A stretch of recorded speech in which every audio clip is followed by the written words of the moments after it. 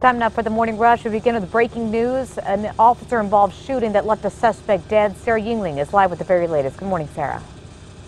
Morning, Crystal. About 2 hours ago, APD confirmed the suspect involved in an overnight SWAT situation is dead after they say officers were forced to fire their weapons. APD says both Albuquerque police and state police pulled their guns after the suspect opened fire. This morning, police identifying that suspect and saying he's the same suspect tied to a deadly shooting yesterday morning.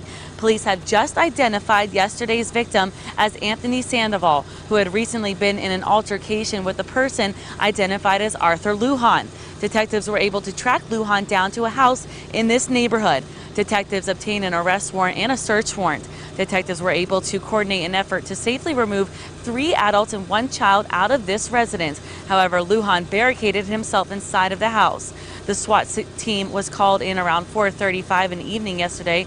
They requested additional resources from the county and state police. For at least 10 hours, they negotiated with the man. During the attempted negotiations, Lujan exchanged gunfire early this morning with SWAT officers, prompting both state police and APD to fire at least 1 shot, killing the man. Now an update on the investigation of a potential shooting in the South Valley. According to BCSO, at least 2 people are detained and interviews have begun into what happened. Now BCSO says deputies responded to a scene where there was a man with a gunshot wound. At last check, he is still in critical condition. His identity has still not been released. Kristen? Mostly partly sunny skies over the state today. We'll just be keeping an eye on the higher terrain of northern and western New Mexico for a few spot thunderstorms and showers. As you can see, nowhere near the coverage of what we started the week with. Just a stray storm possible here in the metro and further off to the east. David? Happening now, the 12 members of a soccer team in Thailand rescued from a flooded cave a week ago are now out of the hospital. They are now at a conference center where they are telling the media what they went through in the whole ordeal. You'll remember the soccer team went on a hike in the cave with their coach when it flooded and trapped them inside. They were rescued 18 days later by a team of divers. We will let you know what they say at that conference. On to news happening right now. NMDOT is looking into the cable barriers that run along I-25 after a deadly crash. An investigation could lead to infrastructure changes. That crash early Sunday morning just north of Bernalillo. Deputies say a chain reaction crash sent a southbound bus over the barrier cable into the northbound lanes. The sheriff then says a semi going north sideswiped that bus, ending up in the southbound lanes. DOT says how dependable the cables are depends on many factors like speed, weight of the vehicle, and the angle of the impact. Happening now, the man accused of shooting at 2 New Mexico law enforcement officers will be waking up behind bars at least until his trial. 32-year-old Johnny Black was wanted for shooting at a Rio Arriba County deputy back in June, then at a state police officer weeks later in Espanola. Now, he was picked up last week and turned over to the feds. If convicted, Black faces up to 10 years in federal prison. On to news happening today. Albuquerque Mayor Tim Keller and APD Chief Mike Geyer are expected to update the city on the newly released crime stats for the first half of 2018. According to officials, the stats are showing, quote, encouraging trends. The meeting being held on the east side of Civic Plaza at 2 o'clock this afternoon. Kristen. Today's Metro Threat Index down to a 2. Just watching for that stray storm. This is not likely to impact all of us. It's just going to be 1 or 2 of those storms rolling off the mountains and into the valley. Temperatures back to the 90s here in Albuquerque. Crystal? As construction on parts of the Sunport continue, we're learning that the only walkway of its kind in the Sunport is soon to be torn out. The city says a sole moving walkway inside the Sunport is shut off and won't come back on. The city says no one really uses it, and it was costly to maintain and too short to be of any real value. The walkway is expected to be removed by the year's end once the rest of the terminal improvement work is finished. And happening today, the 40th annual Senior Olympic State Summer Games are kicking off at Balloon Fiesta Park. With a record setting this year, record 2,052 people, out-of-state athletes attending, and 137 in-state. Those who participate this year could qualify for the 2019 National Senior Games that will also be held right here in the Duke City.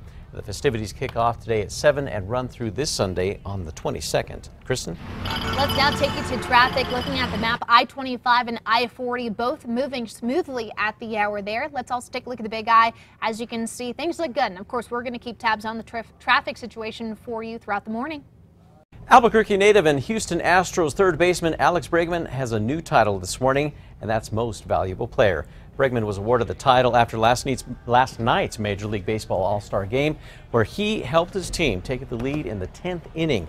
Brigman is the first Astro to win this award. A big congrats to him this morning. Absolutely. It's 53 on your Wednesday morning. Day planner shows 80s by lunch. Later today, 94 is forecast high. Yesterday, we hit 90, so it is going to be a warmer day with more sunshine and fewer storms. Still some spotty storm action over the high country, but in general, the storm count is coming down. As far as Thursday and Friday goes, it's really going to be the heat, as we're talking triple digits out over the southeastern plains. Albuquerque, we're going to hold steady in the mid-90s. Final check on that allergy report shows everything down to low for today. Hopefully we can keep it that way.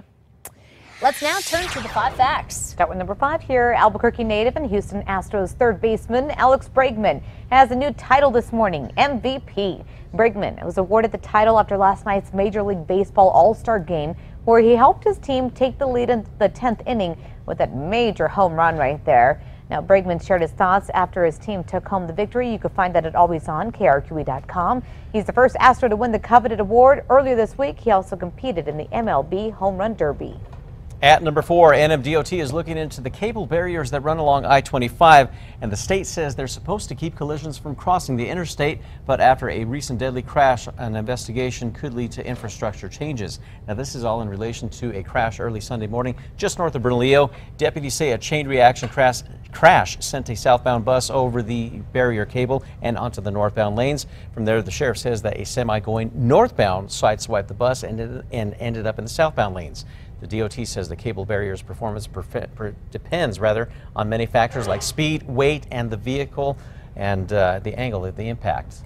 At number 3, 7-day forecast shows mostly sunny conditions today, just a stray storm if anything at all. Isolated tomorrow and then spotty by Friday. The temperatures also another story. The heat coming back to the forecast, middle to upper 90s through the weekend, 100 plus in the eastern plains. Number 2 now. State police facing a lawsuit this morning as a New Mexico woman with disabilities claims excessive force was used when an officer tried to arrest her. According to officials, the woman was pulled over on the side of the road when law enforcement arrived, demanding to know what she was doing there. According to court documents, Jessica Gutman was on the side of State Road 14 in Santa Fe County. She says she was walking with when officers arrived, and adds that she tried to answer their questions when an officer allegedly forcibly grabbed her.